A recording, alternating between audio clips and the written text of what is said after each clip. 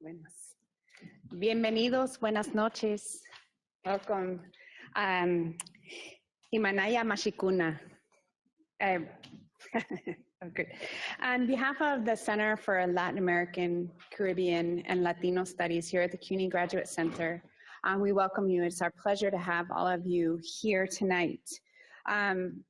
We do have simultaneous English to Spanish translation and consecutive Spanish to English translation. So in whatever language you prefer to speak, you may. We welcome that.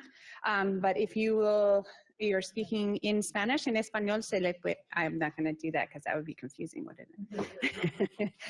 We ask that you pause for the translator to translate for you. So if you are speaking in Spanish, welcome, but please give a pause for our translators, and thank you for your assistance tonight.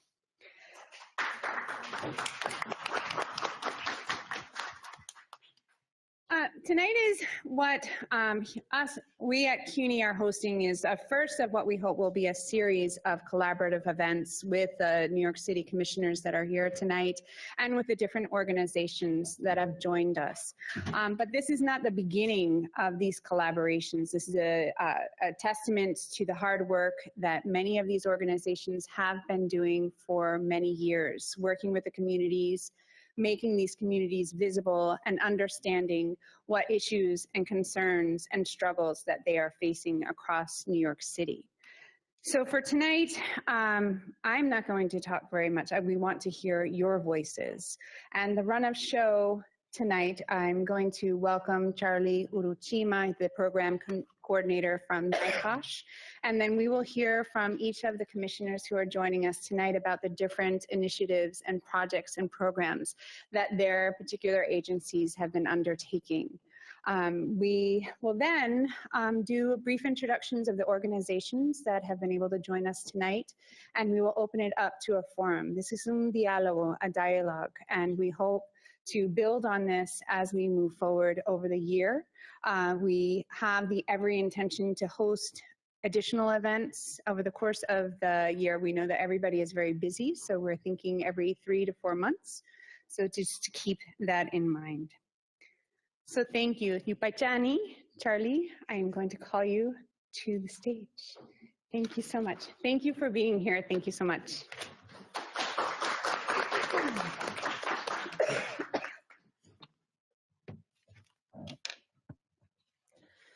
Manayata kangichi tukuikuna, nyakashutimikan Charlie Uruchima, naika organización pi yankakuni, yupaichani kaima shamushkamanta.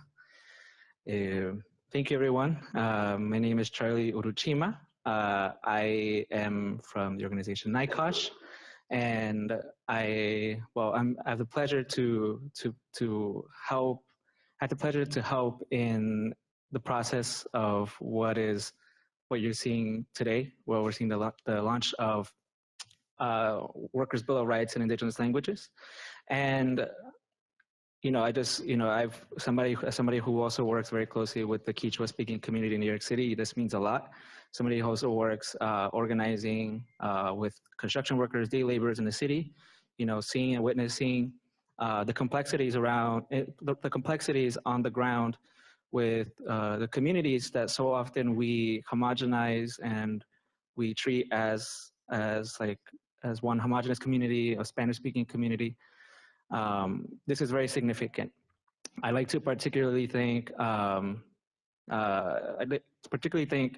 DCWP, Lorelei Salas, team Tangela, Alberto, because I know we've been having these conversations for a very long time. And I remember when Alberto sent me the audios, you were like, this is it, this is the Kichwa. I was like, no, this is Quiche, but let's try again. And he sent me the right one. So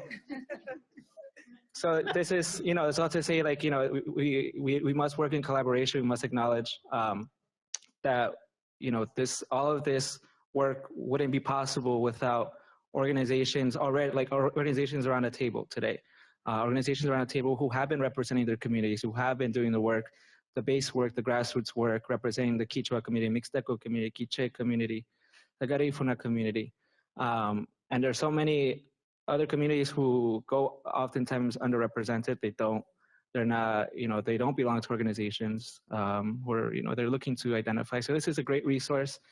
Thank you to Victoria for offering the space and for co-organizing it. Just very briefly, I wanted to quickly mention the little boxes, the flyers with like the QR codes in front of you that you see was something that NYCOSH we created like a short time ago.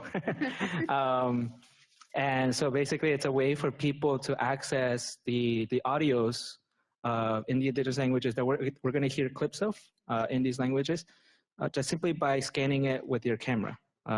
You open your camera, most people today have smartphones.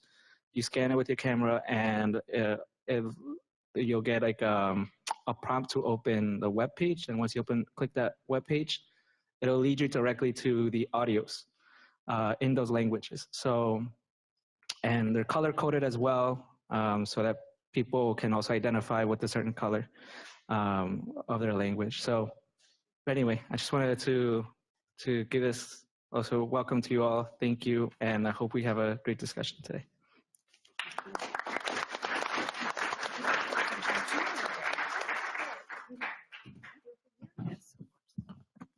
Hi, good evening, everyone. Buenas noches. So I'm Salas, and I am the Commissioner for the Department of Consumer and Worker Protection. And I am really, really pleased to be here tonight and in great company. And I'd first like to thank Victoria and Charlie for really hosting this event and having us all sit down and talk a little bit about the work that we're already doing in New York City to expand accessibility for New Yorkers, and also about what else we could be doing, right? Or what we can do better. And obviously really honored to be joined by my colleagues, Carmeline and May. We actually like each other outside of work too. And we were just joking about, I was asking Carmeline, what do you call these boxes? And she's like, I don't know. Technology, I mean, so QR codes, right? It's so impressive. I couldn't believe it. Alberto just showed me.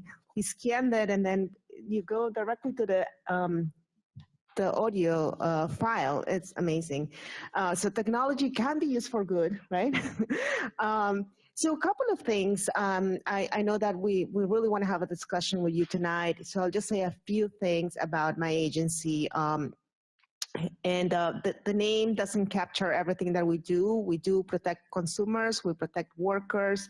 We also have an Office of Financial Empowerment that conducts or coordinates a few programs across the city for all New Yorkers who can have access to financial coaching, can access help with preparing their taxes for free. Now it's tax season, so ask us about it after the event. And just to tell you a little more about specifically the work that we do in the Office of Labor Policy and Standards, it is, I would say, the newest bucket of work for us in the agency. For the last few years, we have been in New York City really leading in the nation for workers, for protections for workers in the workplace. And it's really exciting to be a part of that. But it's always challenging to make sure that the workers who are supposed to benefit from these protections actually know about the law and understand their rights and where to go to if they have questions or if they have complaints, right? And that is part of the reason why we have really extensive language access programs. I mean, we already translate a lot of our materials into more than 10 languages. But importantly, we realized that we needed to think about how to, tackle the issue that there are lots of workers here who don't speak, don't speak Spanish, don't speak Korean, but speak indigenous languages, right? And as Charlie mentioned, both Alberto and Tangela were really focused on trying to make sure that we continue to be as accessible as possible in the work that we do. And so we now have what we call our Bill of Rights for workers in New York City, translated into 5 different indigenous languages. And if you have, I think you all have this little chart, Nahuatl, Kichwa, Mixteco, and Garifuna. And basically, these audio files will talk a little bit about very key basic rights that all workers have in New York City, regardless of immigration status, right?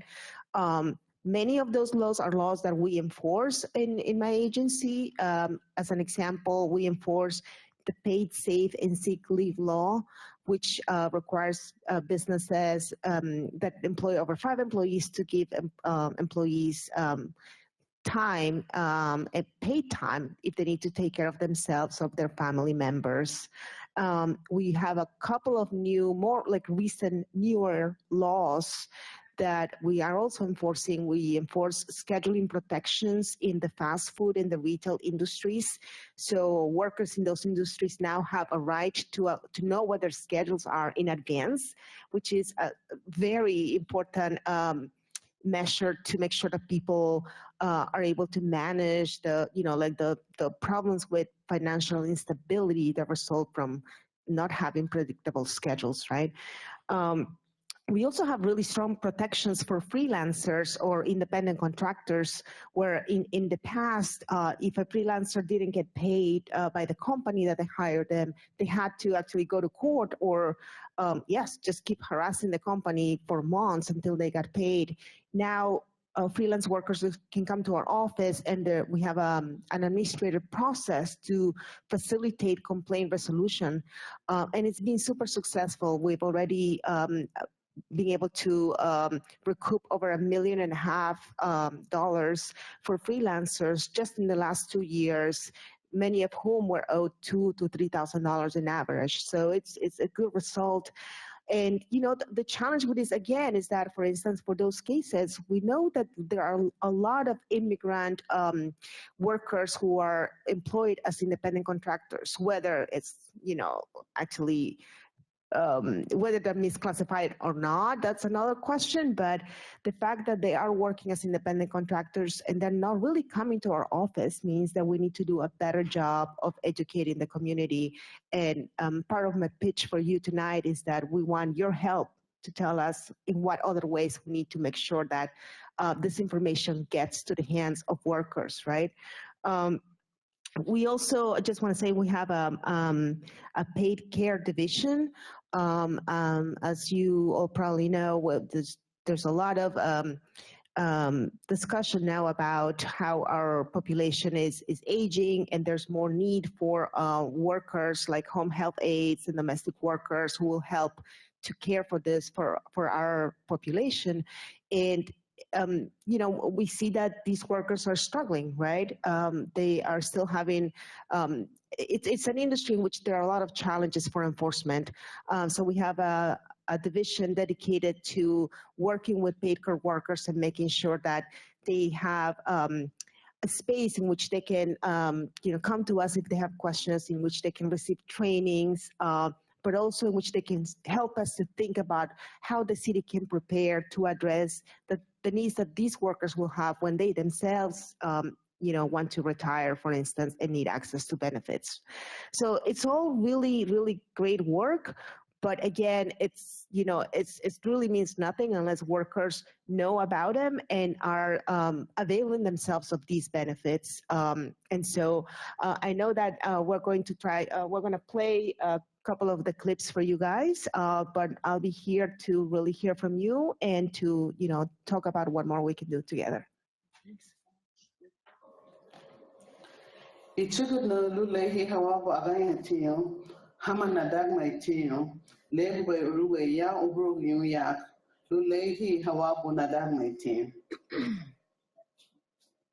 Goni wa mutu na dag maitin. Eye wagelu yembe la ludo lo uwer wala hose una song na dag maitin.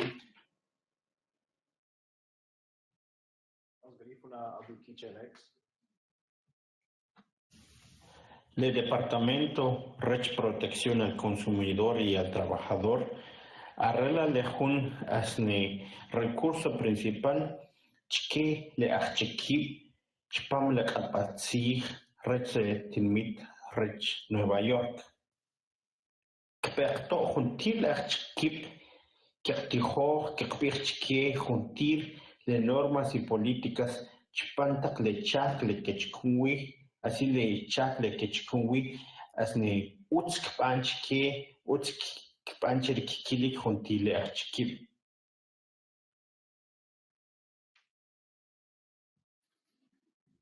Departamento del Consumidor y Protección del Trabajador. CAI Ciudad de Nueva York, Yactapemi Capan, Shock Centro de Recursos Principales para Trabajadores Municipales, Yanka Kunapa, Ñucanchimi Protegenchi, Promocionanchi, Nivel de Labor Cabal Nishkata, Póliza y Labor Justa Nishkakunata.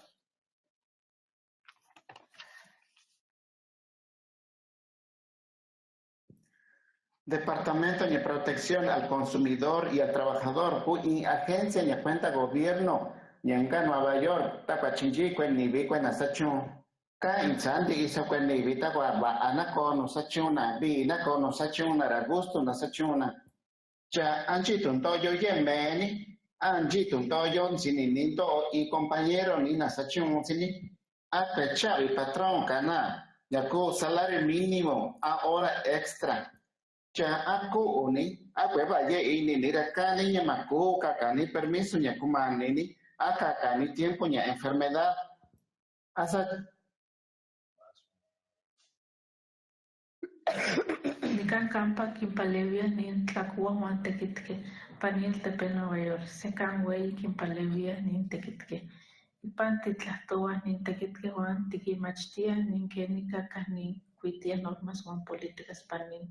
Tekil campa tekitiwa ikionka chikwaliyeski tlanin ashkan tiktenewaski ipan mochitika kahika tikixmati okasepan anchante tlamo kitlaxtlawa que kitokaro o tlawo tetekito.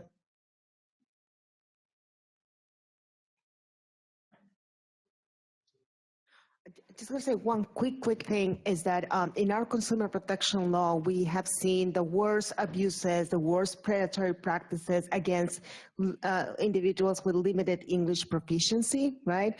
We're seeking to address some of that via legislation right now. So I'll be happy to talk to anyone who wants to be supportive of that effort later. But obviously, I'm sure you know that, those are challenges that exist for our communities that don't, for whom English is not the first language. Thank you so much. If you'd like to stay here or this is fine. Okay. Thank you. Hi, good evening. My name is Carmelyn P. Malala. I'm the Chair and Commissioner for the New York City Commission on Human Rights. I just want to start off first by saying such a huge thank you to CUNY, to NYCOSH for gathering us together. Also to my friends in city government like Lorelei at DCWP in May from the Mayor's Office of Immigrant Affairs. My background actually before coming into government, and this is actually my first time in government, but my background is actually as a workers' rights attorney. And that's what I did for most of my professional career prior to being here. So when we're gathering for these types of roundtables, I'm specifically very interested in hearing what people's experiences are. I'll also say that, Lorelei was saying earlier about how the agencies in this administration collaborate pretty frequently on workers' rights issues and immigrant rights issues. And I think that is also because many of the folks who are in city government right now have a very personal and deep interest in these types of issues. Some of us are immigrants themselves, some of us are children of immigrants. And so the idea of people being treated differently, being taken advantage of, being kind of cast aside because of where they're from, because of the languages that they speak, because of their undocumented status. It is something that is very close to us because we've had family experience those issues, or we have family who are now experiencing those issues. And I say that so folks understand that, we are here all as city government, but we're also just here as people who intensely want to make sure that communities in New York City who are experiencing difficulties or challenges because of any of those issues, that they know that there are folks, there are friends in government who very much want to be working with them. So for those of you that do not know, we are the city agency that is responsible for enforcing New York City's very strong and very protective anti-discrimination and anti-harassment protections. Those protections are some of the strongest anti-discrimination laws in the country. There are 26 categories of protection that we have right now in New York City. And those protections exist everywhere. Everywhere you live, breathe, work, exist in New York City. Whether you are in New York City for a day, whether you've been in New York City for years, and they exist regardless of immigration status. In fact, New York City is one of the few jurisdictions that specifically protect people against discrimination or harassment based on immigration status. And just a few months back, in order to make sure, one, people understood what those protections are, but that two, folks who would seek to treat people differently based on immigration status or national origin, that they actually understood what they could be up against if they're breaking the law, we released very lengthy guidance making it very clear what those penalties could be if people are discriminating against people because of their national origin or immigration status. And those penalties include up to civil penalties of $250,000 per discriminatory act. Because we want to say that in New York City, we mean business. Do not treat people here differently because of those categories or many of the other categories that we have. We are also adamant that people shouldn't be humiliated. They shouldn't be made fun of or bullied by language like illegal alien or making fun of somebody because of their actual or perceived immigration status, that could also be a violation of our law, that people should not be threatened in housing or in employment. If they're, if they're calling up our friends at DCWP and they're saying, you know what, I have not been paid my wages, and it is because of my immigration status. It's because I am from X region or X country. That could be a violation that DCWP helps you with, but that could also be a violation of our law. You cannot be treated differently. That includes payment of wages. That includes improvements to your rental unit. That includes basic things that everyone should be able to live with and rely on. Basic tenets of dignity and respect. Here in New York City, if you are treated differently, that is a violation of our law. I'm going to just ask, we have two of our staff who are in the room right now. Ryan's here and Kadri's here. They're going to keep their hands up for a minute. I know we were kind of walking around giving out business cards earlier. Please do not leave today without making sure that you have their business cards and their names. And the reason I say that is because when people do experience discrimination or harassment, the last thing you want to do is figure out, how do I actually talk to a human being? How do I get a hold of a human being who actually cares that something bad happened to me? These two people right here, you're in New York City, you're a New Yorker, that means we work for you. So if something like that happens in your community, if something like that happens to your family, please call one of us. And I mean that, you could call me too, and we will make sure that you're talking to the right person at our agency. We are very invested in making sure that we're going to not only, the most diverse or most vulnerable communities in New York City, but we want to make sure that we're also going out to the communities that probably generally don't talk to government very much because of fears that they may have of, because of what they're hearing a lot of on the federal level for sure, and some of the crazy policies that we're hearing coming over from the federal level and immigration laws. We want to make sure that everyone here in New York City understands that they have access to city resources. So many things flow through city resources: access to education, access to housing, access to anti-discrimination protections.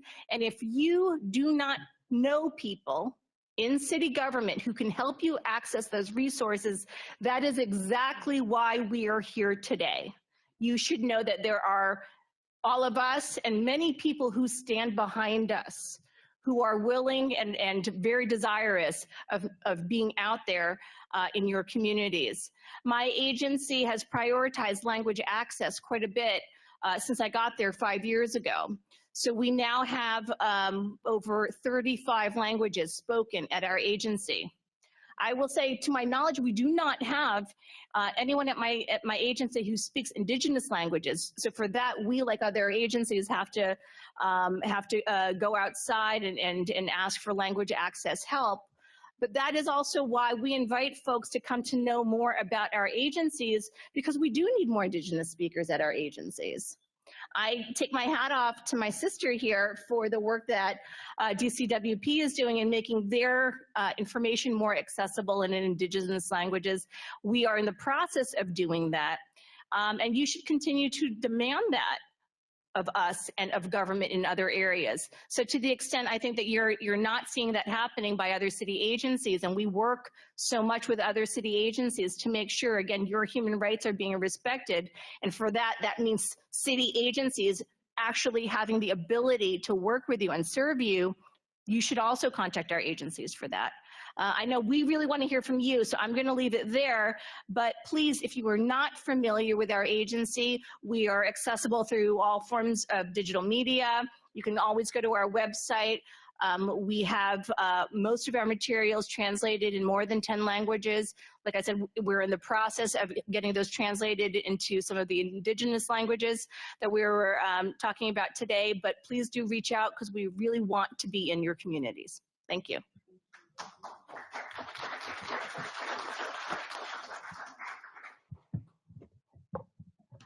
Great. Good evening, everybody. I'm going to try to make this quick, but I can't guarantee it. My name is May Malik. I'm Deputy Commissioner of External Affairs at the Mayor's Office of Immigrant Affairs, and I know quite a few people in this room are existing partners of ours, so you're familiar with the work that we do.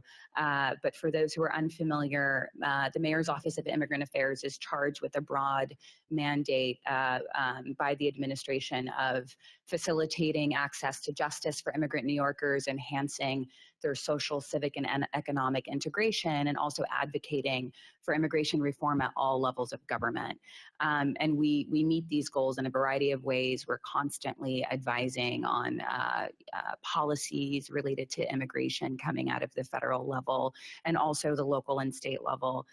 We provide support to our city agency sisters on how to best serve their immigrant communities. And we conduct, and I'd like to give a shout out to our outreach team, David and Sandro. Raise your hands, guys. We conduct strategic multilingual outreach to communities, especially those hard to reach communities that historically have been trepidatious about engaging with government. So we know, right, that we live in the ultimate city of immigrants. I think the statistic at this point is 60% of this city is either an immigrant or a child of immigrant. So that is absolutely significant. That's 37% of the population was born in another country. Immigrants own half our city's businesses. They make up half the city's workforce, and they speak over 200 diverse languages that we know of, right? So we know all of this wonderful, beautiful stuff that's really inspiring and bold, and that makes us resilient as a city. But we also know, to Carmelin's point, immigrants, our brothers and sisters, are living in very precarious times right now.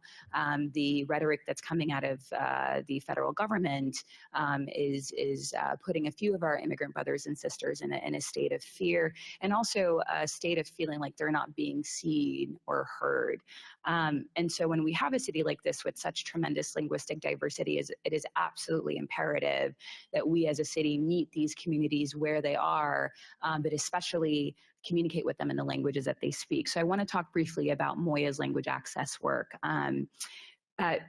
Some key examples that speak to our dedication and commitment to expanding language access across the city.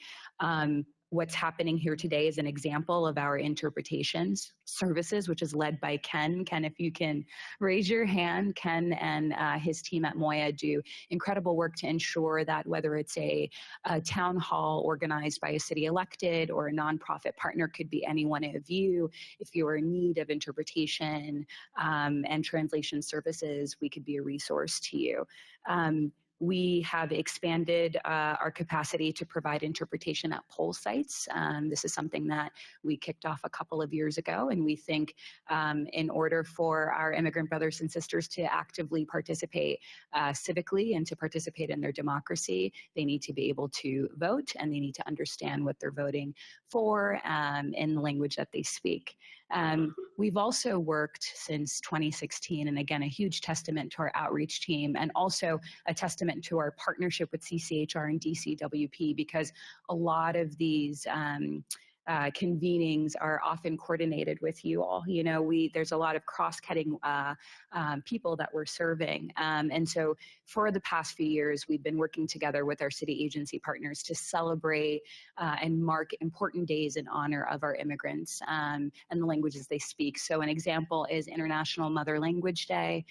This is a real passion project for the outreach team at Moya, and we're excited to be rolling out a video project, which I'll get into in a second, and to mark that special day. And then lastly, you know, we continue as an agency to organize town halls and forums to reach under-engaged language groups across the city. And some prime examples of that are our most recent and successful Andean Community Town Hall, or Garifuna Community Town Hall, which engaged Spanish and Garifuna language speakers. Our Andean Community Town Hall engaged Spanish, Kichwa, and Aymara, among other speakers.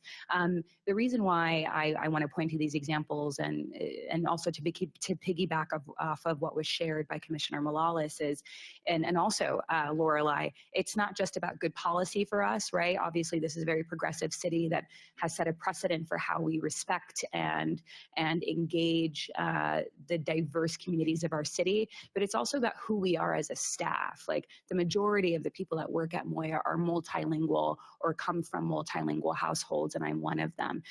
So our respect for and our desire and our commitment to language access also comes from a very personal place.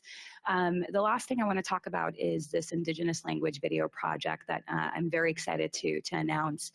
Raise your hand if you have an ID NYC card. Fantastic. Raise your hand if you got your ID NYC card in 2015 or 2015.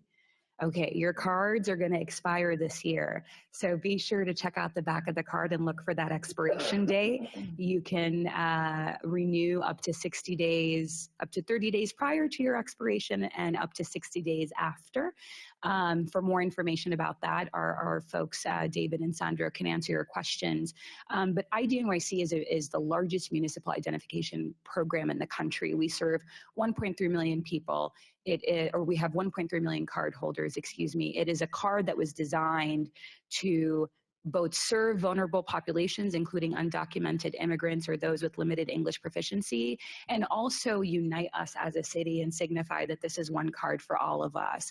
But we did something recently to ensure that when we say all of us, we're also speaking to the people around this table who are either speak an underrepresented language or work for an organization that promotes this good work.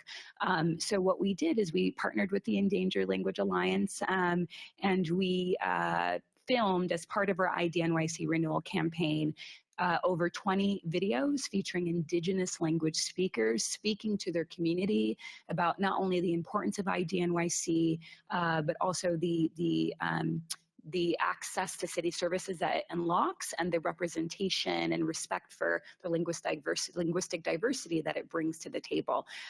We are so excited. Nothing like this has been done before at Moya, and we're going to be rolling out the release of these videos in conjunction with International Mother Language Day, which we think is fitting. So again, you know, these videos are a part of a broader commitment to ensuring that for folks who are monolingual, right, monolingual speakers have access to city services in their language, that we uplift marginalized communities through the city government, and also, very importantly, that we increase awareness about what these indigenous languages are and what they sound like, which is why these DCWP audio files are not just effective for the folks who understand the language, but for folks like us who are now going to be more privy and understanding of like the beautiful mosaic of diverse languages that make up this city. So be on the lookout for those videos. I want to conclude by saying thank you to CAU, to DCWP, to CCHR, and especially Victoria and the CUNY Graduate Center and all of our partners around the table. It's really inspiring to know that this commitment to serving under-engaged language group is obviously a part of a citywide effort because we recognize that diversity is truly our strongest asset here as a city. Thank you.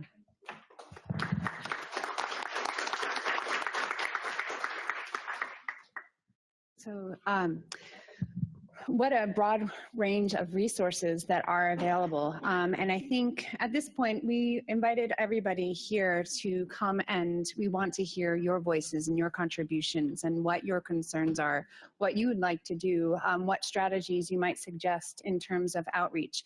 And so not only am I the Associate Director of the Center for Latin American Studies, I'm a professor.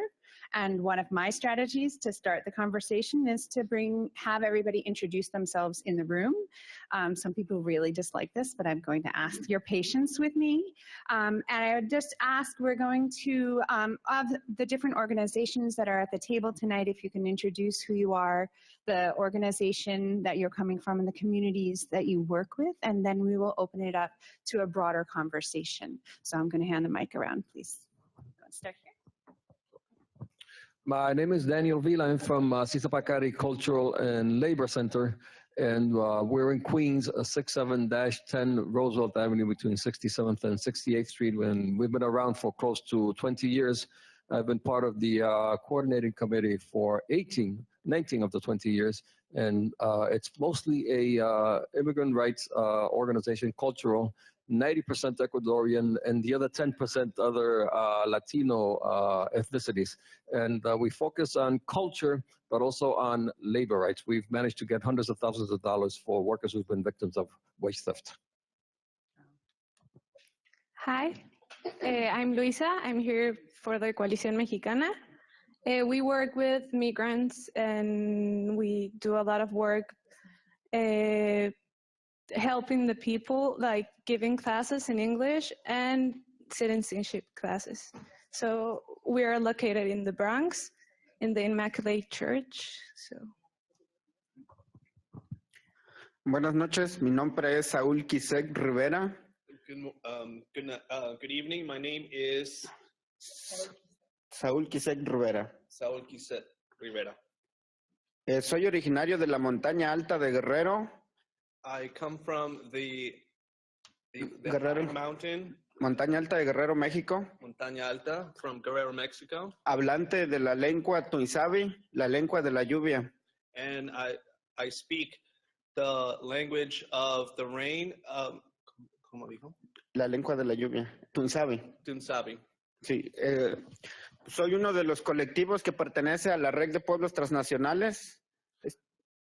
I'm someone who belongs to one of the collectives that represents a la Red de Pueblos Transnacionales. The Red of the Pueblos, the network, thank you. The network of the Pueblos Transnacionales.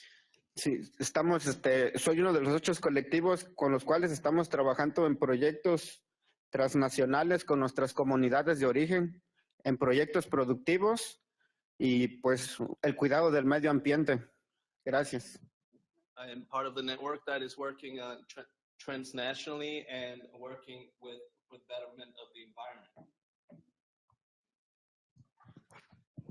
Alituta machikona, nyuka pakshutimika Fabian Manala, kikinguna yachangichi kaipitau ka runakuna kausanchi, napas nyuka kaipi kikina wangasaguta rimangapa munaskani. Y muchas gracias, mi nombre es Fabián Manala, soy del pueblo de la nación Kichwa y pertenezco a Kichwa Hatari. Good evening, I'm from the community Kichwa. Trabajo con Kichwa Hatari. O soy parte de este colectivo Kichwa Hatari. I'm part of the network Kichwa Hatari. Creo que es fundamental visibilizar la migración de los pueblos quichuas. I think it's fundamental to visualize the Kichwa community. Y esta visibilización nos permitirá enriquecer a la ciudad de Nueva York. And to be able to make this community visible, we'll be able to enrich the New York City's community. Nosotros venimos con cultura, con ciencia, con un conocimiento milenario. We come with a consciousness, a millennial consciousness, and a culture, and a knowledge. Con lengua. With language. Y con una economía diferente que le permitirá igual fortalecer la economía de este país. And with a different type of economy that is able to enrich the New York City's economy. Creo que estamos fortaleciendo desde distintos aspectos a la ciudad de Nueva York. We believe that we can enrich and empower in different ways the New York City community. Y por eso es fundamental que las agencias también tomen un poco de su tiempo para ver el proceso de nuestra migración en este país, en esta ciudad particularmente. And I think it's very fundamental that the agencies are able to see the way what we can offer and the way we work, so that and what we can offer to the community of the city of New York. Thank you. Good night, everyone. My name is Marco Castillo, and I am also part of the Transnational Villages Network, and happy to be here. Hi, everyone. My name is Juan Aguirre. I come from Mano Mano Mexican Culture Without Borders. We're an arts and culture organization that was created to preserve Mexican traditions in New York. And since 2009, we have been providing interpretation of some indigenous languages from Mexico into English and Spanish. Good evening, everyone. My name is Danny Mendoza. I'm an immigration program coordinator for St. Jerome Hands Community Center in the South Bronx, Mount Haven. We mostly work with the most susceptible community in the whole New York City, the underserved. And a lot of our community comes from the north of Guerrero, the state of Guerrero, Mexico, and the Andean part of South America, Ecuador, and they speak languages like Mixteco, Tlapaneco, and the Indians like Kichwa. And I'm here to learn more about the work that you've been doing for the indigenous communities and learn from you. Thank you very much. Hello, everybody. My name is Lucia Aguilar, and I'm from the Little Sisters of the Assumption Family Health Service. We're located in East Harlem, and we provide services for the community, which is mostly low-income, undocumented, and a lot of our clients are from Mexico. Witiguyon, Pablo Blanco Nirebe, Garifuna Nugia, Huliligatiya. Good evening, my name is Pablo Blanco. I'm from Honduras, from the Garifuna community. I started Elite Carib close to 10 years ago because there was a lack of promotion of Garifuna culture in the broader context of New York City. I've done shows and events in regards to the music. I focus on 3 areas: the music, language, culture, and dance. In those 3 components, I've done shows in many areas in the city, worked with different organizations. At this point, I'm focusing my work on the immigration issue that we're having in Honduras and working with a law firm. I'm an expert witness in regards to what's fueling the migration crisis to the Bronx, where there's close to 300,000 Garinagu. And in doing that work, I have to commend you guys for the work that you're doing, because the economic inclusion component is very important. I mean, we find people coming from Honduras, and I'm assuming other places, without anything. I mean, we're basically refugees once we get here. the economic component, it has to be developed more so it could be aligned with the culture. Like my community, we have a lot of people or persons that are craftsmen. They know how to make drums, they know how to sew dresses, they know how to make our traditional foods. So that has to be focused upon from the city, whether, you know, we could get them access to a business incubator or get them into the MWBE program or something, because they have to, in order for them to sustain the culture, they have to become part of the economic fabric of the city. And that's what I'm interested in. Thanks. Good. Ajichishi Mashikuna, Nyuka Jamie Kani. Good evening, everyone. My name is Jamie San Andres, and I work for Make the Road New York, which is an immigrant and workers' rights organization here in New York City. Specifically, I work with the Workers' Justice Department, coordinating a research project focused on domestic workers' health. We've been surveying domestic cleaners all over New York City for several months and have come across some workers, domestic workers that are Kichwa hablantes or Kichwa, Kichwa hablantes and Quiche. And we're able to pass out one of the USBs.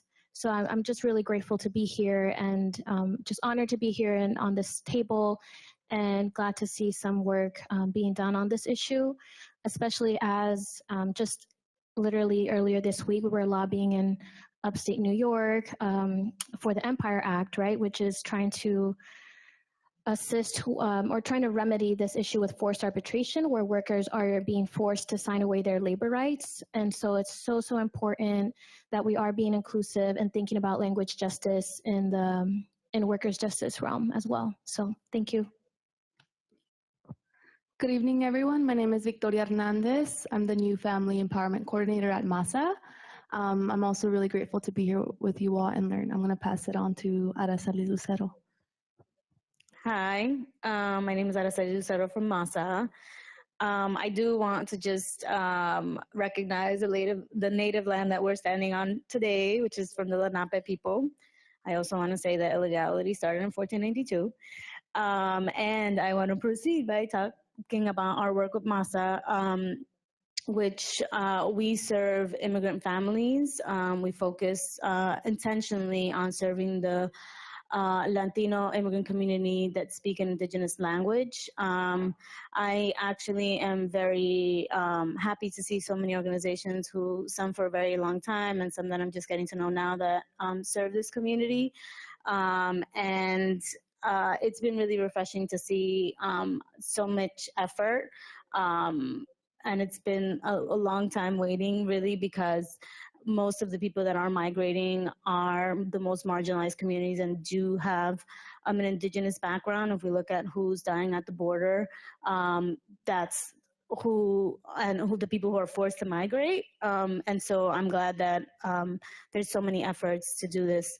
I did want to talk about a new initiative that I'm a part of, the Language Access Coalition with African communities together, and the Asian American Federation. We are advocating for funding to do language cooperatives for indigenous, or what they're calling languages of limited diffusion. And we hope that everybody here can advocate, and it really ties to this, right? Who is best to serve their community than the people from the community? And so I just wanted to share that information with you guys. Thank you. Good evening, everyone. My name is Maya Lotzing, and I'm here with Mystica. I am their community organizer. Mystica is set in Sunset Park, Brooklyn, and we mostly work with Mexican and Latinx immigrant families. Mystica also works under the education, immigration, mental health, and health in general spectrum. And recently, Mystica is trying to connect with our indigenous community in Brooklyn. So we're looking for ways, all possible ways, to actually go about that. Hi, my name is Jose Higuera. I'm the director of the Mexican Studies Institute at CUNY.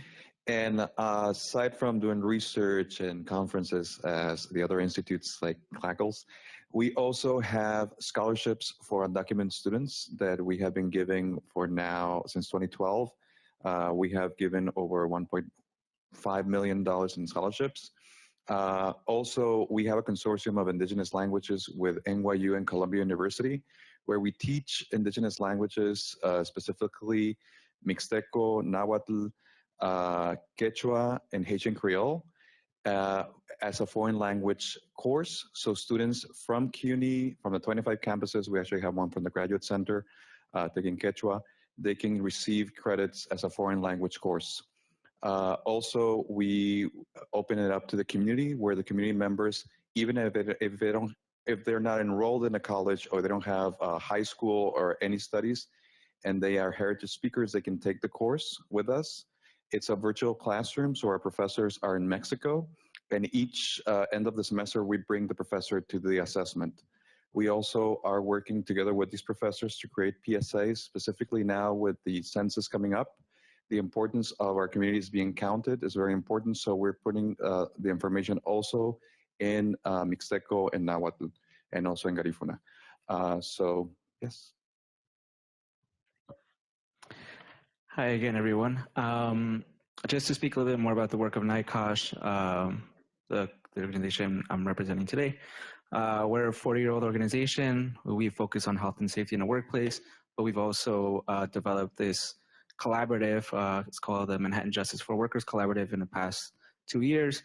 It's a collaborative of different worker centers in our city, where we're reaching workers, educating them about their rights in the workplace, but also handling cases and training them and offering different types of referrals. So we interact with a lot of indigenous communities in this way, but also through our trainings. We work very closely with the Nail Salon Workers Association, who's about to speak, with providing oral exams to nail salon workers in the city, a lot of them who are low literacy indigenous language speakers. So. Hi. Hi, my name is Soko. I'm from Qualitas of Life. It's a nonprofit organization that provides basic financial programs, education programs that for the Hispanic community. We offer the services free and on Spanish, but we do believe that having the materials in different languages will create a better impact for the community. So we are open to work with the different organizations here to create these materials and create a language access to them. So thank you. Hi, my name is Clara, and I'm here from Workers United, which is a labor union that represents workers in New York and New Jersey. We also are organizing nail salon workers and have an association for nail salon workers, which my colleague will speak a little more about. Buenas noches a todos. My name is Frangeline Pozo. I'm here with the Nail Salon Workers Association. As Charlie mentioned and my colleague Clara, we have a membership of over 800 nail salon workers that come from a wide variety of different countries, including Mexico, Ecuador, Honduras, Russia, Bangladesh, Dominican, Puerto Rico, and as Charlie also mentioned, many of these nail salon workers have limited literacy due to speaking indigenous languages. We have more than 295 of our members who speak over 14 different indigenous languages, and through the collaboration with NYCOSH, we have, last year was the first time we were able to offer the nail technician exam orally, which is one step that nail technicians need to do in order to obtain their permanent license. We're also seeing that many of the nail technicians who speak indigenous languages are being discriminated against in the workplace by being made to do jobs that their native Spanish-speaking colleagues or English colleagues or Korean colleagues are doing, but since they don't speak proper Spanish, they are being discriminated against. So this is some of the work that we've been working on and in collaboration with NYCOSH that we're so grateful and thankful for. And Charlie is the person who has done the oral proctor for us. So he's great and NYCOSH is great. So. Hi, everyone. My name is Julie Shi. I'm an organizer for Workers United, and I work with Chinese nail salon workers. Hi, my name is Ross Perlin. I'm representing the Endangered Language Alliance, a nonprofit around since 2010 devoted to supporting linguistic diversity and especially indigenous and minority languages here in New York City, the world's language capital. We've had the pleasure of working in many capacities with many people in the room. We have done various kinds of projects as linguists, as community leaders, as speakers of minority and indigenous languages, as New Yorkers, including hosting classes in a variety of languages which are not usually taught, linguistic documentation that actually gets into the deep linguistic complexity that we should recognize that Mixteco is not just one language. Tunsavi is not just one language. It's many different.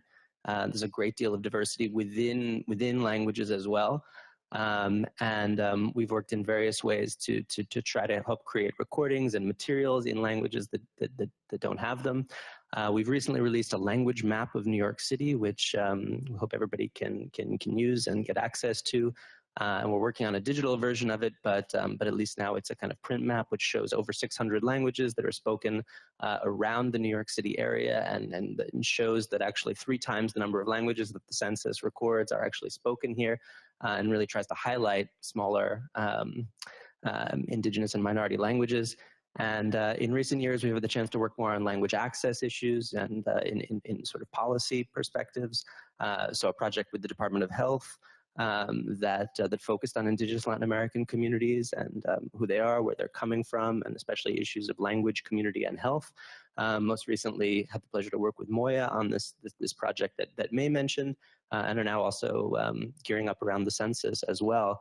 And I want to mention also just that this weekend, working with La Red de Pueblos Transnacionales, we're going to be having an interpreter workshop as well, focused on interpreter training for speakers of indigenous languages, which is a very important, I think, capacity building step that many, I think, in this room would be interested in. So we're excited about these new recordings as well.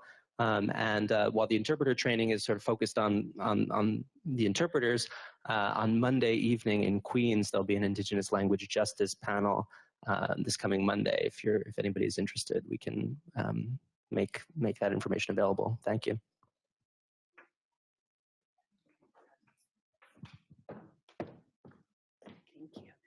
Okay, thank you so much. And again, I'm so grateful to have all of you in this room and the collective work that's being done, such important work. We want to take the rest of this session to really create a conversation and facilitate some ways in which you can talk about what it is that you would like to see addressed, some of the strategies that you might suggest for further outreach. And this is not just a one-off. This is an event that we plan again to host in continuation. So not only will we like to hear what where your contributions are here tonight, but we have a survey instrument that we ask you to fill that out, what you would like to see, what next event you might like to see the focus of. And on behalf of the Center for Latin American Caribbean Studies here at CUNY, we are going to dedicate a resource page so that we can have a collective of all of the resources that are available tonight. I think the objective, Charlie and I have been talking about this, is putting people in communication. It seems that you have been in communication in some ways, but we want to launch something that you can have as a touchstone to come to. And we'll be reaching out via email to see how the events that you have are putting together. And so at that, I want to open it up, and I see one hand. Yeah. Thank you. Thank you very much, Slaskamate Mawisotsin. Just based on what's been presented today, I would like to point, number one, that seems that we're not talking about small numbers of people who speak an indigenous language. Just based on the numbers of Mexicans here, there's so many numbers being put out there, but we're definitely sure that over 200,000 Mexicans living in the New York metropolitan area come from an indigenous or rural community. Not that they speak, but they come and identify as, or they come from an indigenous background. If we also consider the variations of each language, like in the case of Mixteco and Nahuatl, as Ross just pointed it out, we're talking about not only a lot of people with a lot of languages. It always makes me wonder up to which point we're going to be considered a minority, or up to which point we're going to be considered as something that it's in danger and not necessarily alive and growing. And I mentioned this because the effort that we've done and you've done so far in making many of those documents available. Obviously, shout out to the DCWP because that incredible step in translating. I think that we are still in need of not only providing translation when it comes to emergencies or know your rights, but many of the websites should be also translated, and many paperwork should be also available, just because there are so many people who are struggling to fill up an application by not understanding the language. It's not that hard to get an application to be translated or make it available.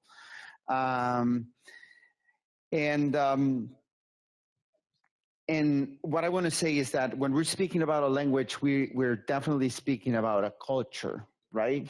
As in Mexico, a historian said that when a language dies, a part of our humanity dies.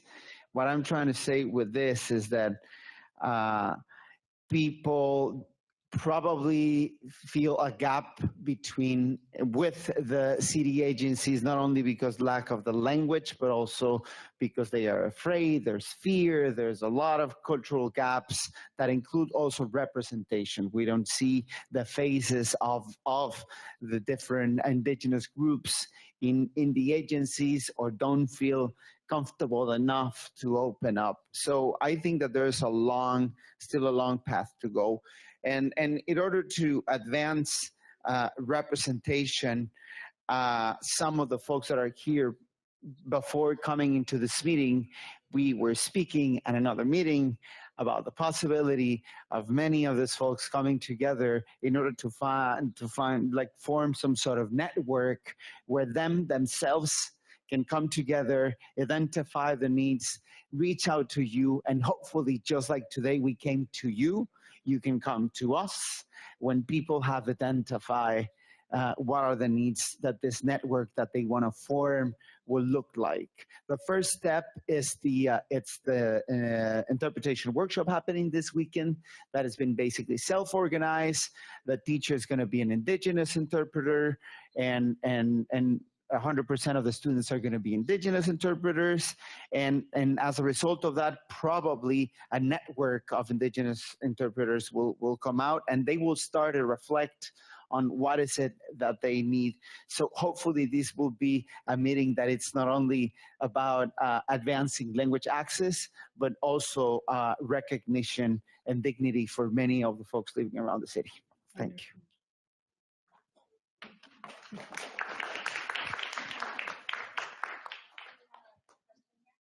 Hola, buenas tardes. Mi nombre es Alex. Soy hablante de la lengua purépecha del estado de Michoacán. Oh, okay. Aquí está el micrófono, otro si lo quieren. Okay, sí. Sí, me importa empezar de nuevo. ¿Le molesta? Un poco, pero no pasa nada. Gracias. Sí, mi nombre es Alex. My name is Alex. Paz. Okay.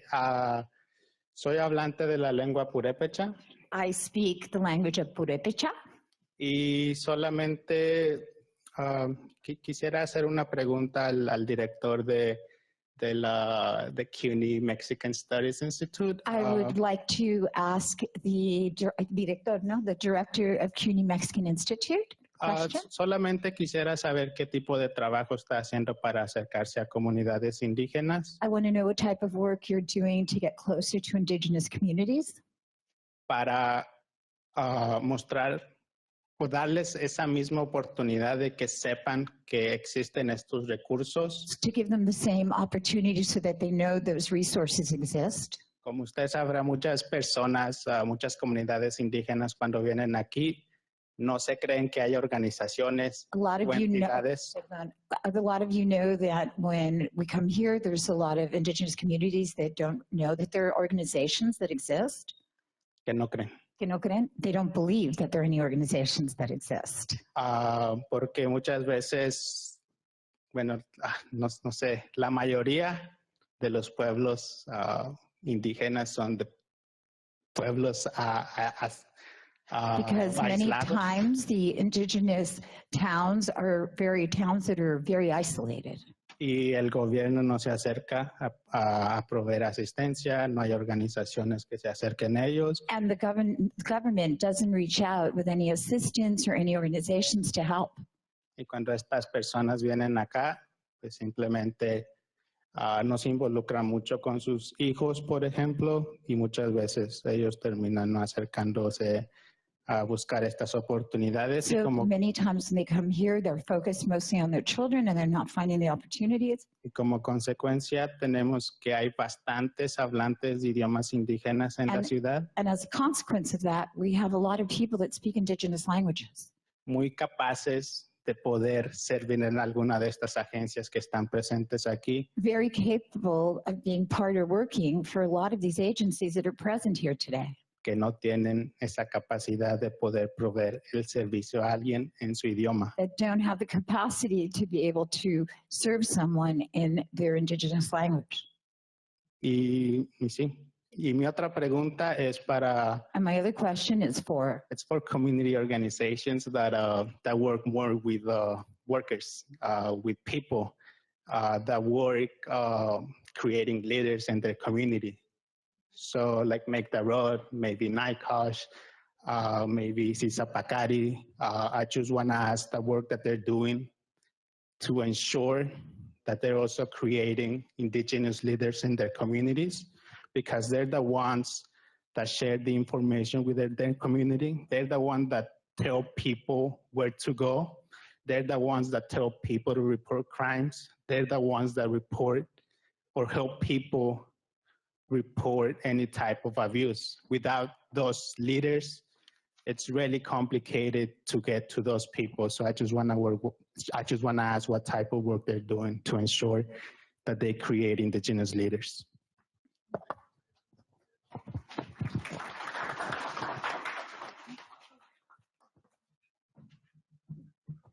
Just to respond to that quick question, I'm going to respond in English, just en español o en inglés.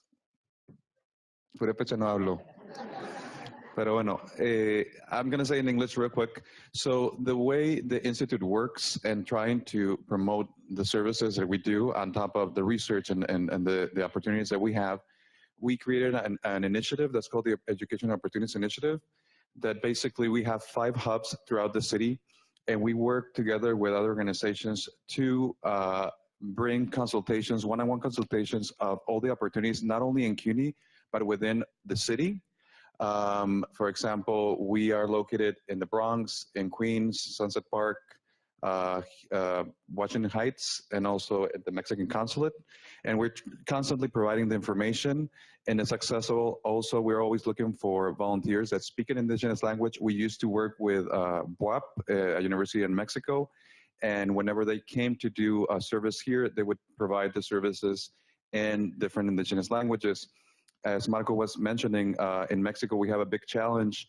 We have 68 indigenous languages, 364 linguistic variations. So it's hard also to be counted and know what specific linguistic variation we need to approach. So for example, when we teach Mixteco, we're teaching from Santa Maria Peñoles, because that's the professor that's teaching that specific variation, but we're always looking for that.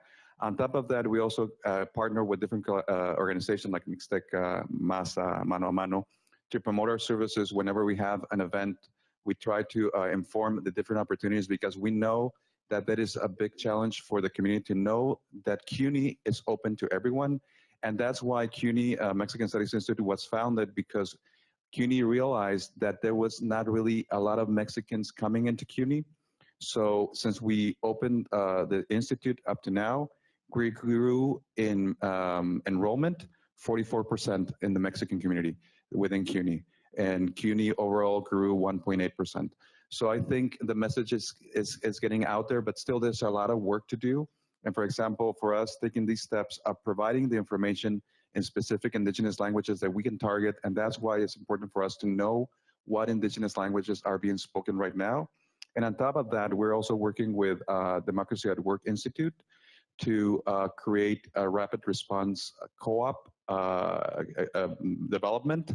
We created one in September to provide professional services, because we know that our community, specifically the ones that are being graduated from CUNY and the Mexican Studies, mostly are undocumented and cannot provide services or join the workforce automatically after they graduate.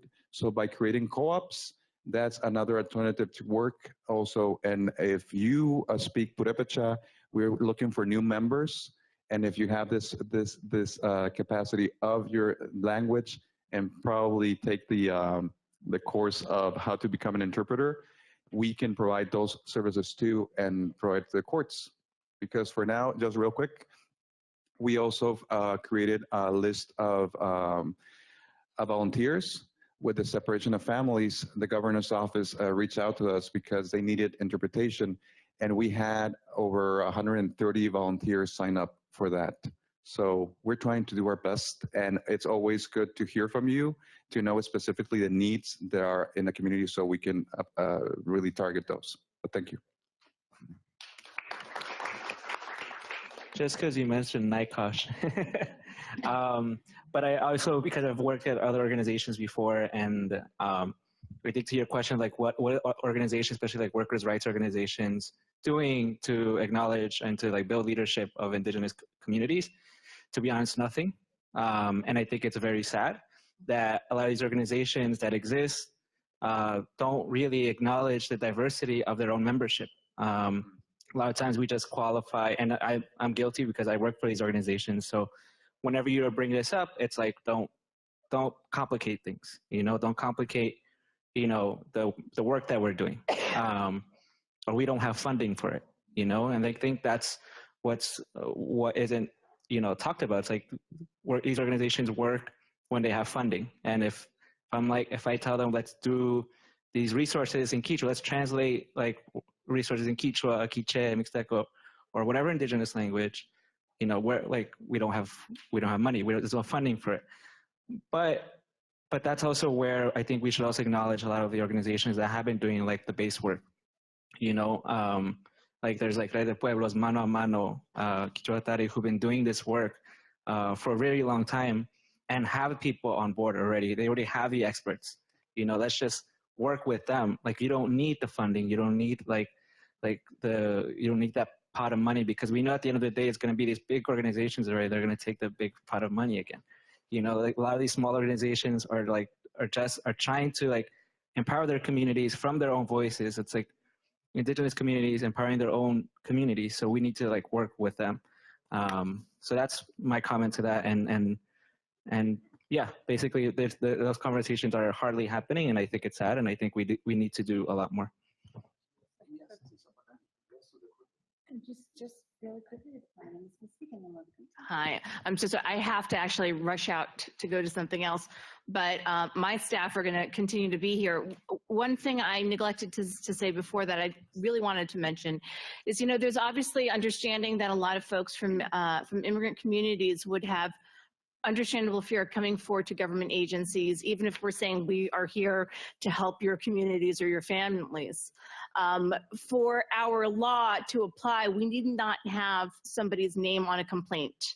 Specifically, one of the things that we do at our agency is work with community-based organizations, legal services type organizations, faith groups, kind of you name it, so that folks who might not want to come forward and put their name forward on a complaint, they could still let us know about something that's going on at a workplace, at a housing complex, in a community. And as long as we get enough information from folks, we can still file complaints or investigate on behalf of the city. So people don't have to feel like they have to put their name forward or, imperil themselves or their families in coming forward. The other thing I wanted to say is that, we are here today, and I'm so grateful to everyone coming out today. We are more than happy to come to you. The Commission on Human Rights, we have offices in each one of the 5 boroughs. And, like we have been saying earlier, we work very closely with Moya, we work very closely with DCWP, we work very closely with the Mayor's Office, the Community Affairs Unit, but we are more than happy to bring our staff into your communities. I was saying earlier that, I've of course been to the church that Coalición Mexicana is in, and we are oftentimes, we know that, it is really hard. We are the folks who have the resources to come to you much more so than your folks are able to come to us. So we will send our outreach staff, we will send lawyers to your spaces where people feel more familiar or feel safer to talk to us about whether or not there are actual complaints that our offices can work on, and if there are things that we need to be implementing with certain industries or in certain communities, we are more than happy to do that. And the other thing I want to say is I 100% so appreciate the comments that have been made earlier about representation. Government has to be more representative. I think that is something we would all very much agree with. And I think that is also why many of us came into government right now to be more representative of our different communities. And we would, again, be very happy to work with you to think about, like, how can we bring more folks, not only into our agencies, but into other city agencies where they are working with folks on the ground who need the resources. Having folks from your communities is a really powerful way that people actually feel safe coming forward when they need to report wage theft or when they need to report discrimination or harassment. So we would be very happy to work with you on how we get more folks into city government. Thank you again so much. And I have Ryan and Kadri will continue here if there are questions. Please get their cards. Thanks so much. Thank you so much. Thank you. So we have some more time for responses and questions, and so we'll start there. Great. Thank you so much for the question. Once again, my name is Frangeline, and I'm with the Nail Salon Workers Association. So in New York City, there's about 40,000 nail salon workers that are primarily immigrant and women of color. And at the association, we help nail technicians to obtain their permanent license. And after obtaining their permanent license, that's a very direct service. But for us, we know that that's not what's going to give them job security. That's not what's going to, que no le van a correr en el trabajo. Like, we know that that's not el final. So for us, what we've been really focusing on is how to shift from a direct service mentality into organizing. And in terms of how we're building leadership development is that we have a committee of committed workers. 2 of them, I believe, are indigenous folks, and we work with them to speak out in their nail salons. We work with them to organize. We work with them to speak to press. For example, with the One Fair Wage hearings that were happening across the city in the Bronx and in Long Island in early April and May of 2018, one of our committee members gave her testimony in Kichwa. So this is like something that we are really heavily focused on. This is something that we are trying to challenge ourselves on how we can develop more leadership amongst the indigenous communities and amongst the indigenous nail technicians that we have. As I mentioned, we have more than 300 folks that speak indigenous languages, and how do we connect with them and to build that leadership development in order for them to feel that they could speak out, not just in the nail salons, but also in their communities, to be able to go and declare wage theft. So thank you very much for the question. And I think it's something that we all need, all these organizations and the city agencies really need to be thinking more deeply about. Real quickly, and then regarding Cisa Bakari, and thank you for the question. And I also wanted to thank the organizers of this event, because it's real good to be in contact with all these organizations and the city administrations and agencies. A lot of information that is new for us, and we're going to be sharing it with our members. And regarding your question about how does Cisa Bakari try to promote new leaders and so on, one thing is very simple. For example, in terms of wage theft, we've managed to get hundreds of thousands of dollars for workers who are owned, who have been stolen money. You know, New York City is $30 million a week that are stolen mostly from immigrant workers. And what we do is we do not advocate for people. You know, very often people think that we're going to go and defend them, but they're not going to be present. It doesn't work like that. So we always make sure that people accompany us. For example, yesterday I went with 3 workers, construction workers, taking the number 2 train to the last stop in the Bronx, and then we walked about 2 miles, and we got to a construction site where these workers are owed thousands of dollars. Now, some of them would have wanted me to go and fight for them, but no, we always make them accompany us and confront these unscrupulous business owners and force the workers in that way to learn what they have to do. If it doesn't work there, then what are the alternatives? Going to the labor department or going to some city agency or whatever. But we always try to make the workers, make the workers go with us, because that way they themselves become empowered and learn little by little what the alternatives are. So I'll just say quickly, because as Carmeline said, we will take cases, complaints from workers, regardless of whether we have a name. As long as we have enough information to make a case, we'll start an investigation.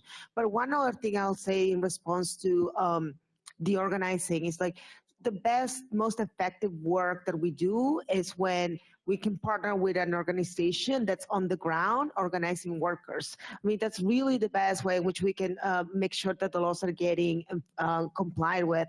And an example of that is that, recently did an industry-wide investigation of the home health aids agencies, right? And so we just announced recently that we got almost $500,000 in money that these workers should have received when they took sick days, and employers did not give them the pay, right?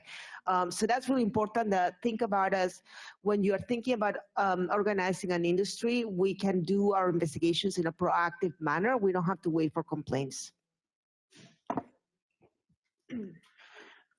Tishabita kuntindo nanana natata nante kibibichiyora iyo nyakunin tikantishindo chikaga lonton tieshita kuntindo ta kuntindu una yuve nashika shina red de pueblos transnacionales.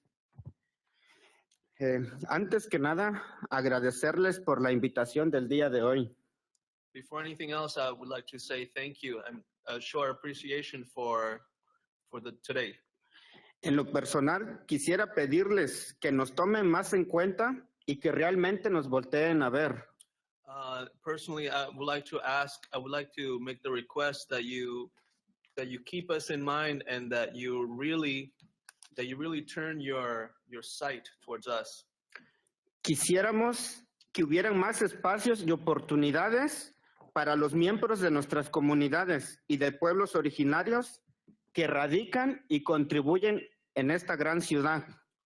We would like for there to be more spaces and more opportunities for the members of our communities, for the originators, the people who originate from our communities, to be able to live in this great city. Es sumamente indispensable, porque de ellos es tomar acuerdos y tareas a realizar. It's absolutely indispensable for them to take to make agreements and to take on assignments and realize. Pero sobre todo, en este proceso de enseñanza y aprendizaje llamado Red de Pueblos Transnacionales. But especially in this process of teaching and learning that is called Network of Pueblos Transnacionales. A estar organizados para la defensa de nuestros derechos más elementales. To be organized for the defense and the protection of our most elemental rights. Que son el de la salud, la lengua y la cultura. Which are the health, the language, and the culture. U otros. And others. Porque de esa manera podremos seguir adelante con este movimiento. Because in that way we can continue to move forward with this movement. En la modalidad de uno para todos y todos para uno. In the way of one for all and all for one. Para la migración y la inmigración en esta ciudad de Nueva York. For the migration and inmigración en esta ciudad de Nueva York. In this city of New York. Con identidad de los pueblos originarios u otros. With the identity of the original communities and others. Nunca olvidando nuestro origen. Never forgetting our origin. Y esperamos que así sea la continuidad de Nañú, And we hope that this be the continuation of Nañú, que es la comunalidad, which is the community. es decir, el pueblo y lo colectivo, en un contexto comunitario. That is to say, the network, the collective, and the community. That is to say, in a communal context. Muchas gracias. Thank you. Could I just actually respond to that really quickly? I just want to react. Thank you so much for that. There are a couple of things that stuck out to me, a comment that you made and then a comment that Alex made. The difference between believing that it's there and knowing that the resource is there is really profound. But we are a part of this movement with you. You know, all DCWP, CCHR, and MOYA. MOYA is required, right? We work with city agencies to ensure that they are developing and implementing language access plans pursuant to local law 30. So it is a legal mandate that we're charged to oversee and to ensure that is being implemented. But certainly we know, right, at MOYA that local law 30 doesn't even begin to scratch the surface of the linguistic diversity that's available, that's present in this city, including those who are monolingual or speak indigenous languages. I am so inspired by your passion. I really appreciate you, by everybody at this table. We come to you where you are all the time. It's how we work as an outreach team at MOYA, right? We work closely in communities. We have organizers that are charged with overseeing various neighborhoods in all the boroughs. They come to us. They're in the community 4 days out of the week. 1 day out of the week, they come to our office and say, we learned about XYZ issues in ABC community in this neighborhood. And we respond. We respond quickly, and we mobilize whoever it is that we need to mobilize, including turning to our city agency brothers and sisters. So let us, we want to be a part of this movement with you. And I think these IDNYC videos, which I'm not sure if we're going to be able to play a short clip at the end, but hopefully you'll see that where we filmed these videos, we filmed them in the Blue Room at City Hall. That is a ceremonial space that is really relegated for special announcements, but we secured that room because we wanted to film our indigenous speakers so that other members of their community can see themselves being represented, not just by the government, but in government, right? So the government sees you, we hear you. We hope that this is only the beginning of a larger effort. I really thank each and every one of you. I urge anyone who has not worked with us and wants to, join this movement together and collaborate to connect with Sandro and David. If you can just raise your hand just to make sure for more information. We'll come to you, we'll deliver presentations, we'll deliver trainings, and we'll translate materials in the languages that you need. Right here. It's right here. Hi, everybody. Hola, mi nombre es Mayra. I'll do my own interpretation, that's fine. Mi nombre es Mayra y yo hago colaboración de interpretación con Caracol, que es una cooperativa de intérpretes. And I know NYCOSH and I know some of you people here. Pero yo estoy aquí en mi propio tiempo, right? I'm here on my own time. I just want to make a quick comment to what the professor was saying earlier.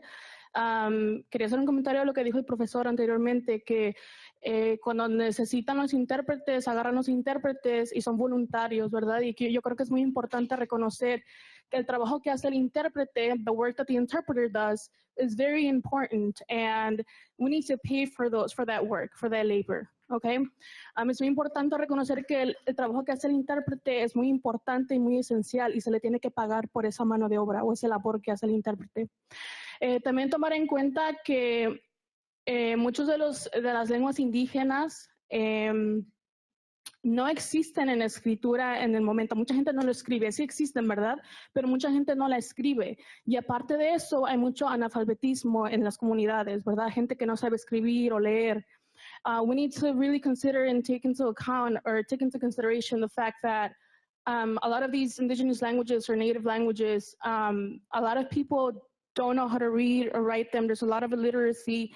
And so we need to make more, I don't know, focus more on how we can, if we are going to provide the justice of language from the city or from community organizations, how are we going to do that, right? And I think I heard from the compas over here que hacen grabaciones, you do recordings for interpretation and stuff. I think that's a good idea. Eso suena como una buena idea, las grabaciones. Pero si tomar en cuenta que muchas personas nativas o indígenas no saben leer o escribir, entonces si queremos proveer la interpretación, ¿cómo va a ser? Porque la traducción simplemente no es suficiente, ¿verdad? Porque la gente no va a poder entender eso. And then also pay the interpreters. Okay, that's it. Thank you.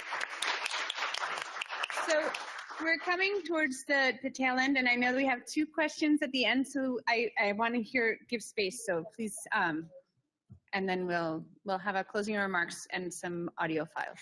I'll try to be really quick because I also have to go. But I'm really glad that you brought up Local Law 30 because we've been advocating to expand the languages, and what we hear from a lot of elected officials and city agencies, they refer to the data. We're never going to be the top 13, 14, 20. Our communities are not trying to be content. They're hiding. And so it is really sad to see that the way that the city and the state makes decisions is by using some data that is never going to really benefit marginalized communities. So I would just like to petition that the city agencies that are here and that are advocating for these efforts to really be bold and to help challenge some of those metrics that people use, because it's about equity, right? And so how do we stop relying on things that we know don't work and really provide solutions and advocate for marginalized communities that need the support from city agencies and that need this in their languages as well. So, thank you. I just want to acknowledge that I hear you, and I'd love to be able to have a conversation with you offline. Thank you so much. Is that?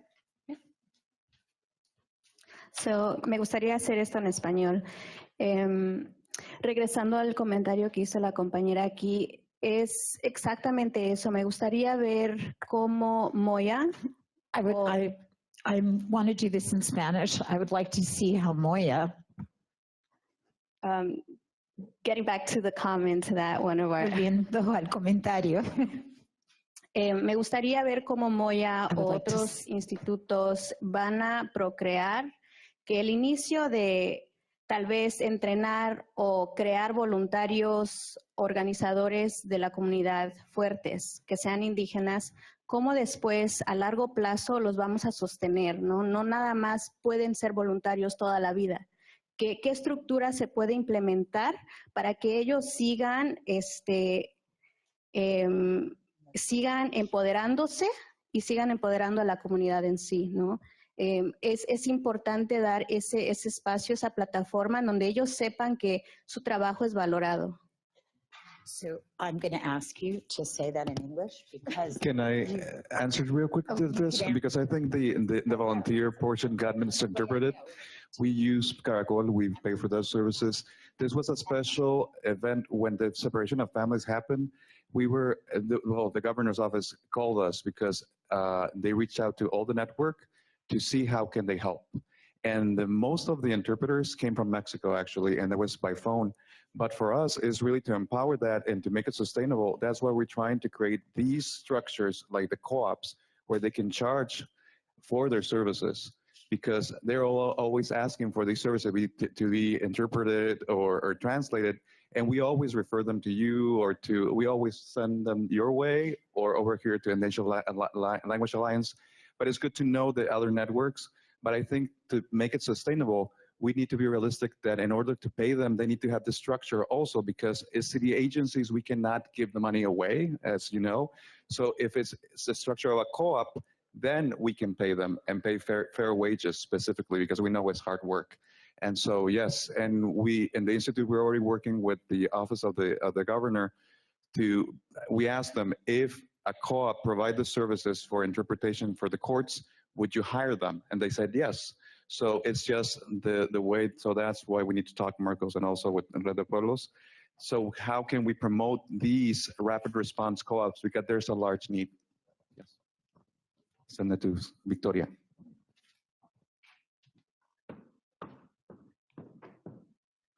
Okay, I'd just like again to thank everybody for coming this evening. I see that some of you are running out of time.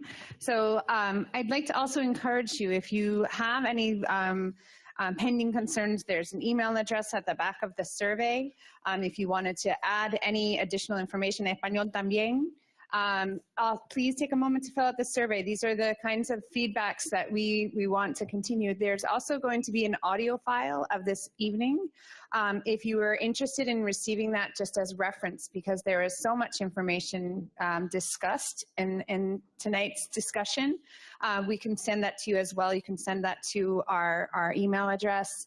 And I think as a summary, I didn't know if you wanted to have any summarizing remarks. We probably are going to just take a moment to show the video files. This is the one that you were referring to earlier. And so thank you again. Hi, I'm sorry. I just want to be clear that we just got this video yesterday. It's just a draft.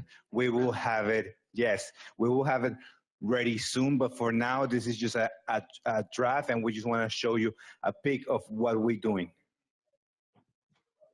ID NYC, kay Nueva York pi kanya beach ka wata washamanta pachani kay aidita ka kush pashamkuna.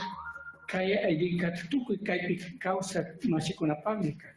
Kay aidita supuna paka mana pipas imatak tapungacho mana maya tapunapi causa skata tapungacho. Kay Nueva York tipi tau katanda na kuikunani dia. Kay tanda na kuikunapi mi aidita manu.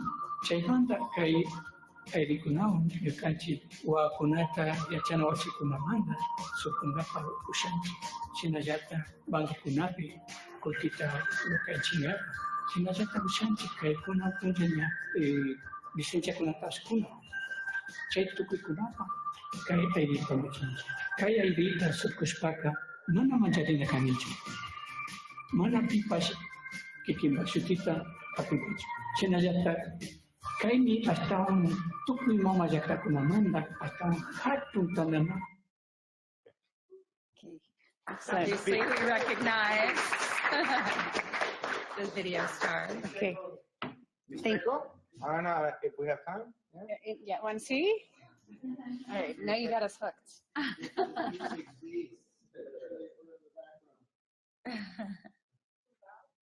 It's too loud? ID NYC ra shayong kuya shika yasa chunya yo shata kuntina yuve shika New York Nueva York tarjeta yo ra shiniño tabante dinin do tuyo tutundo ako tutundo chi tarjeta yo ra iyo nya kunikaña ra New York yo Nueva York Na New York yo ta na New York kunyanda ya bito yo shi yo New York tanya yo kunya kumi yo na derecho na ki yo nya ba yo New York kuchinyo kuninyo yo nya yo ko yo shinya biblioteca ko yo shinya es na ki ono vale se yo escuela ta kuchinyo ko yo no doctor BT nya ID NYC yo tanya ID nya municipal da ya bin tanya yo kunya ba yo New Yibi yo nya program. Okay. I think that's an excellent note to end it on. Yupachani, gracias. Thank you so much for coming this evening. Thank you.